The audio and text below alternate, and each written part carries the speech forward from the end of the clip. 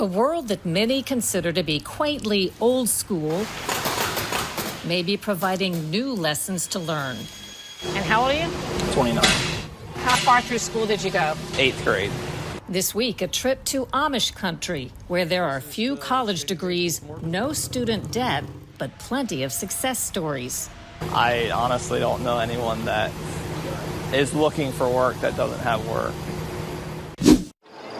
And after our reporting on the critical state of illegal crossings at the Texas-Mexico border, we take a look at the record crisis with sanctuary cities far from the border pulling in the welcome mat on arriving illegal immigrants, while we all pay the soaring costs with no solution in sight. Early fall in northern Ohio. The meandering Cuyahoga River cuts through the city of Cleveland on its way to Lake Erie. Before the late 1960s, this river regularly caught fire. It captured the nation's attention. That's one of the things that sparked the Clean Water Act. But 50 years on, and after hundreds of billions of dollars spent, it's a mixed report card for the Clean Water Act.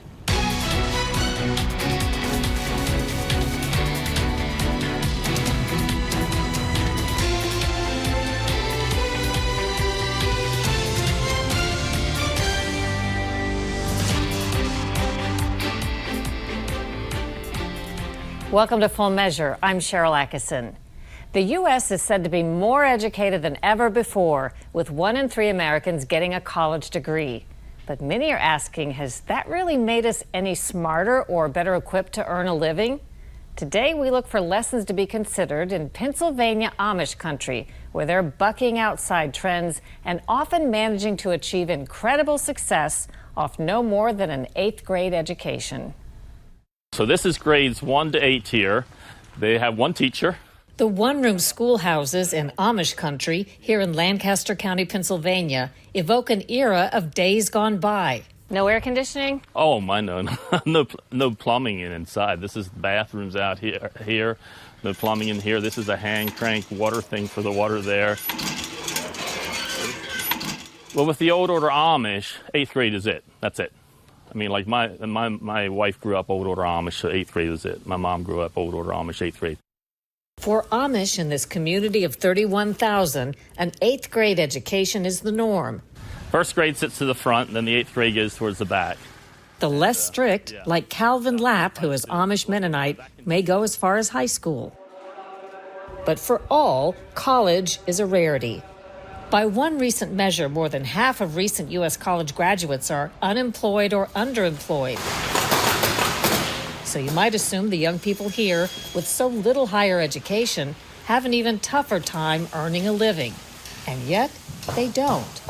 Mark Zook is the youngest of 9 in an Amish family. So here they're manufacturing a 2-story garage. All of the brothers work in the family business, building horse barns, sheds, and cabins. What is your position in the company? Stolsu Structures, I'm a partner, and Horizon Structures, I'd be CEO of Horizon Structures. And how old are you? 29. How far through school did you go? 8th grade. How common is it for someone your age or anywhere over age 20 or so to not have a job and not have some success, at least trying to support themselves? In my circle, 0. I honestly don't know anyone that is looking for work that doesn't have work. At a time when many students are exiting college with a degree, giant debt, and no good job prospects, the Amish and Mennonite communities here in Pennsylvania are proving they can generate a lot of success and wealth with no college education at all. So growing up in our community, you always work from little up. So in the summertime when I wasn't in school, I'd usually be at the shop. That's pretty normal for our culture and community as a whole. You're taught work ethic from little up, and you just grow up in it, so you don't really know any better. Amish and Mennonite Christians came to the U.S. in the 1700s. Their beliefs center on faith, humility, discipline, work, and family. Today, they still live old-fashioned lives, sometimes without modern conveniences like electricity and cars. And though their formal education is limited, it's hard to look at the rest of the country and not think, they're onto something big here. In 3 decades, the cost of college in the U.S. has grown from between $4,000 and $10,000 a year to $19,000 to $38,000 a year. About 43 million borrowers currently owe $1.6 trillion in federal student loans, on average approaching $30,000 each. But at age 30, Sean Lapp, Calvin's son, isn't struggling with college debt or hunting for work. Raised in an Amish Mennonite household, his formal education stopped after high school. He already had about a decade of work experience under his belt and money in the bank. We raise puppies as a family. He started raising puppies at age 9, and like most boys here, joined his dad for work after school. Well, here I was growing up with Dad, like at a really young age, 10, 11, 12 years old. I was pulling the hose around for his landscaping job. As a little boy, I would have been, even after school, coming home at 3 o'clock, Dad would pick me up some evenings, and I would help him work for a couple hours. And so just at a really young age, Dad taught me that work is important, even at that age, and to learn the discipline right away. So how many did you do this morning? I got 5 done. Where'd you go? Today, Sean works with his dad's booming lawn care business, 3,000 customers, and is now buying his second house. So my first house, I was 21, and it was pretty much something that my father had said I should do as soon as I possibly can. Buy the house yourself. Yeah. My dad had taught me that I need to invest my money for a house. Already at the age of like 14, 15, he was talking about it. I had about $50,000 saved up to put down into the house. When you were 21? When I was 21, yeah. Stories like Sean's aren't the exception. This is the Shady Maple Smorgasbord restaurant. Phil Weaver's dad built a small empire on his 8th grade education. So my dad had back in the day maybe 40 cows. He said, I'm not going to have 40 cows, I'm going to have 200 cows. His father's dreams grew even bigger. He opened this farm market in 1970, and through the years expanded to what's now known as Shady Maple Plaza, which includes a giant smorgasbord restaurant and banquet center. On a busy day, how many customers do you have? The biggest day was, I think it's right around 11,500 people. Weaver went to high school and then joined his dad's business rather than attending college. From a success standpoint, it's hard to imagine what college would have added. Consider how much these businesses, built on 8th grade educations, are bringing in each year. It's a $40+ million business. Combined between the different businesses, 75 to 100 million. I don't know if it's the German drive or if it's the Amish drive, but we want to sell. I mean, we work hard for it, but we appreciate it. And yeah, they like nice things too. You know, we think they drive horse and buggies, but the horse and buggies are $20,000 for just a horse and buggy, so they're not much cheaper than a car. And then the land in this area is expensive, so to buy land here that everybody wants, it costs a lot. Some of the less observant have tested the waters of change. For example, Weaver says that today, high school is a must, and more education is needed for some professions. All 4 of his kids went to college. At one time, I just thought that my kids probably need to go to college. I very much encouraged them to go. They did pretty good in school. They sort of wanted to go. I thought it was a good thing. Looking back, I'm not sure. There's just so many jobs, especially in this community, that you can get from plumber to electrician to construction worker, and a lot of different things that you don't technically need a college education for. While much of the U.S. grapples with the weight of student debt and unemployment, the formula here remains remarkably simple, rooted in plain traditions followed for hundreds of years, and so far, relatively undisturbed by modern life knocking at the door. There's more of an emphasis on education right now rather than discipline. And I feel like that's where we're going wrong even as a culture, or in U.S. in general. They're being pushed into education much more than they are being pushed into discipline right away at a young age. And I feel like discipline is going to get anybody more ahead than education will. I think some people view work as a terrible, hard thing you have to do.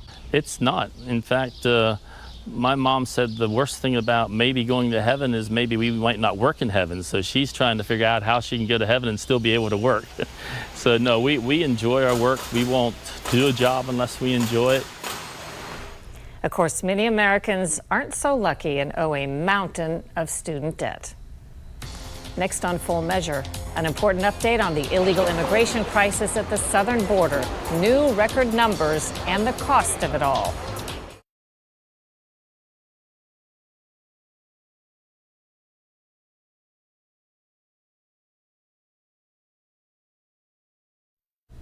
An update now to our ongoing investigation of the border crisis. Updated numbers are out, and as expected, the number of border agent encounters with illegal crossers has passed 2.1 million this year, the most ever in American history. And there's still a month to go in the fiscal year. That breaks last year's record of 1.7 million. Authorities estimate at least that many more come into the U.S. without turning themselves in.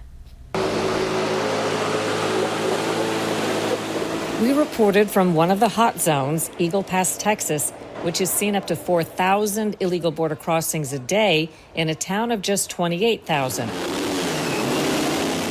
It's just one example of the dysfunction resulting from an all-time historic number of illegal immigrants crossing under the Biden administration, a record number of immigrant deaths, and record U.S. fentanyl deaths from drugs brought in by traffickers. It's like we're overrun. I've opened the invitation to anyone in the administration, whether it be president, vice president, or one of his representatives, to please come to Eagle Pass, Texas. We are part of the United States. Please come and take a look of what's happening in our community. What if their plan is, this is the plan? Well, then that's unfortunate, and we will keep doing our best to maintain the order that we have. The whole crisis leaving both Democrat and Republican local officials at a loss to understand how the Biden administration could say the border is secure and that President Biden has done more to protect the border than President Trump ever did. 3 days after our story aired, Florida's Republican Governor Ron DeSantis sent a small group of 50 illegal border crossers to upscale Martha's Vineyard, an island south of Cape Cod in Massachusetts, a sanctuary state that has claimed it welcomes illegal immigrants. But residents reacted to the unwanted arrivals by saying they couldn't take care of them. But we didn't know they were coming. Like, these immigrants showed up here. We never expected them. I mean, I know Texas and Florida expects them. Instead of welcoming them to stay, someone organized an operation to remove the illegal border crossers and send them north to a military base, Joint Base Cape Cod. Democrats accused Republicans of using humans as political pawns and said the governors of Florida and Texas should be investigated on kidnapping charges. These were children. They were moms. They were fleeing communism. And what did Governor DeSantis and Governor Abbott do to them? They used them as political pawns, treated them like chattel in a cruel, premeditated political stunt. In recent months, Texas has bused thousands of illegal border crossers who are seeking asylum to New York City and Washington, D.C., sanctuary cities. Although it's the tiniest fraction of what border towns have been dealing with for years, the big cities declared emergencies and demanded federal assistance. Republicans pointed to years of the federal government arranging flights and other transports, often shrouded in secrecy, to place hundreds of thousands of illegal immigrants around the U.S., usually without notifying the local authorities. Republicans say those who support illegal immigration in sanctuary cities seem happy to have the influx only as long as it doesn't touch their own lives. You know, every community in America should be sharing in the burdens and shouldn't all fall on a handful of red states. With so many illegal crossings each day and no end in sight, many communities are grappling with paying the costs. But even in towns that aren't directly impacted, taxpayers are paying a huge price. One analysis finds each illegal immigrant in the U.S. costs taxpayers more than $9,000 a year to support. Those who have come in since January of 2021 will add a burden of $20.4 billion a year, bringing the total taxpayer cost of illegal immigration to over $160 billion every year. The Federation for American Immigration Reform says that's enough in a single year to provide every homeless veteran in America $50,000 a year for the next decade. An update to our investigations into Puerto Rico's bankruptcy, hurricane spending, and rebuilding of its electric grid at U.S. taxpayer expense. In 2017, Hurricane Maria destroyed Puerto Rico's already dysfunctional electric grid, plunging millions of people in the U.S. territory into darkness, some going without power for a year. That triggered a $17 billion rebuild for an island the size of Connecticut at taxpayer and customer expense. A test and bad news recently came with Hurricane Fiona. Officials report the storm knocked out power on most of the island. When we visited last year, Puerto Rico's multi-billion-dollar grid rebuild was well underway. But Don Cortez from the power company Luma Energy told us not to expect too much too soon. How long, according to your plans, is it going to take before you have really big, meaningful change? I would say that it's going to take 5 to 10 years to make a very, very big difference. Now, there are going to be people ask me, well, am I going to have to wait 5 years? No. We're going to be making a difference every day that we're here. We make a difference. But when you say a big difference, I would say it's going to take 5 to 10 years. We're trying to prudently and reasonably spend $10 billion. Puerto Rico's power situation has been plagued by scandal. After Maria, the FBI charged 2 Federal Emergency Management FEMA officials in a bribery scheme. They allegedly steered $1.8 billion to a company hired to repair Puerto Rico's electric grid. Since the rebuild has begun, customers have demonstrated in the streets, protesting huge rate hikes and poor service, and members of Congress have criticized what they consider too slow progress. Puerto Rico is technically in bankruptcy after a series of financial scandals. Its budget is under management of a financial oversight board created by Congress. That board, which has plenty of critics, privatized the publicly owned power grid in an effort to improve it. When we come back, are America's waters cleaner now than they were 50 years ago?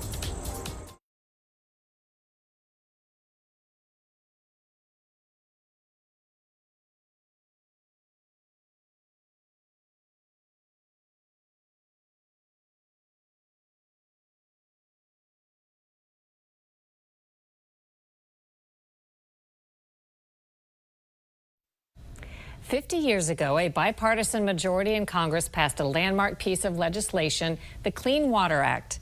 As the law marks its half-century, there's another potential challenge, what some call the crisis of global warming. So what can we learn from the history of the Clean Water Act? Here's Lisa Fletcher. Early fall in northern Ohio, the meandering Cuyahoga River cuts through the city of Cleveland on its way to Lake Erie. Peaceful now, but before the late 1960s, this river regularly caught fire thanks to a floating toxic soup of oil and chemicals caused by unchecked industrial pollution. National press stories and pictures of the last blaze in the summer of 1969 helped ignite a powerful political movement that 3 years later led to the landmark Clean Water Act, one of the first major pieces of modern environmental legislation. In Boston, John Rumpler is the Clean Water Program Director for the advocacy group Environment America. It captured the nation's attention with vivid pictures of these flames leaping from the river. And that's one of the things that sparked the Clean Water Act, sparked the notion that we need to have national protections to ensure that our rivers, lakes, and streams are clean instead of catching on fire with toxic chemicals. In the early 1970s, many of America's most important waterways were dangerously polluted. The act set out to change that. It had an ambitious set of goals. It was to make all of America's waterways safe for swimming and safe for fishing, and to ensure that, in fact, we had clean rivers, lakes, and streams everywhere. Even today, polls consistently show that clean water is the public's top environmental concern, above clean air and climate change. But 50 years on, and after hundreds of billions of dollars spent, it's a mixed report card for the Clean Water Act. The big picture is that we have made some progress, but we have a long way to go before all of our waterways are clean. New York's Hudson River is one of the success stories, as is the Chesapeake Bay, the nation's largest estuary. But across the country, there are countless examples where waters remain dangerous to human and marine life. Florida, out of all 50 states, has the most acreage of lakes that are not swimmable due to water quality failures. Eve Samples is the executive director of the environmental advocacy group Friends of the Everglades. It's clear that the Clean Water Act regulations have not done enough to protect Florida's waterways. What's the source of the pollution? Sure. So in Florida, the largest source of pollution into our waterways is agricultural. So phosphorus and nitrogen flows into our waterways. They trigger toxic algae blooms. This is the St. Lucie Lock and Dam. When water is released from nearby Lake Okeechobee, it flows through here. Problem is, it brings with it pollution that wreaks havoc on humans and wildlife. Lake Okeechobee is known as Florida's inland sea. At 730 square miles, it's half the size of the state of Rhode Island. Lake Okeechobee, one of the biggest lakes in all of North America, is incredibly polluted with phosphorus and nitrogen. And what happens is when that lake water is released east to Stewart here, where we're sitting, and west to the Caloosahatchee, Fort Myers area, it triggers toxic algae blooms that have really dire consequences, not just for marine life and wildlife, but for human health. The dangerous algae blooms, now a cause of regular alerts in Florida. In 2018, they even led to the closure of some beaches on the Atlantic coast. It's a far different picture in Cleveland these days. Images of burning waters have faded. Now the Cuyahoga River is beautiful. There are people kayaking. There are even fish that are returning to this river that was caught on fire. 50 years on, the Environmental Protection Agency is on a victory lap, celebrating the accomplishments of the Clean Water Act. But today, new legislation to protect the environment faces a wholly different climate, a great political divide, and whether the environment or the politics wins that battle is yet to be written. For Full Measure, I'm Lisa Fletcher. And after a break, what's ahead next week on Full Measure?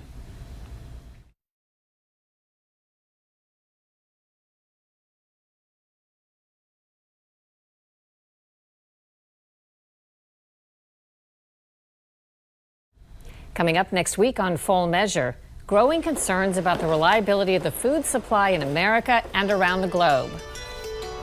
So I actually think people are a little bit scared of somebody coming in and telling them that they can't grow what they want to grow or raise what they want to raise for food to feed their own family. We're off to the farm to hear about Maine's new Right to Food Amendment next week on Full Measure. Until next time, we'll be searching for more stories that hold powers accountable. I'm Sharyl Attkisson. Thanks for watching.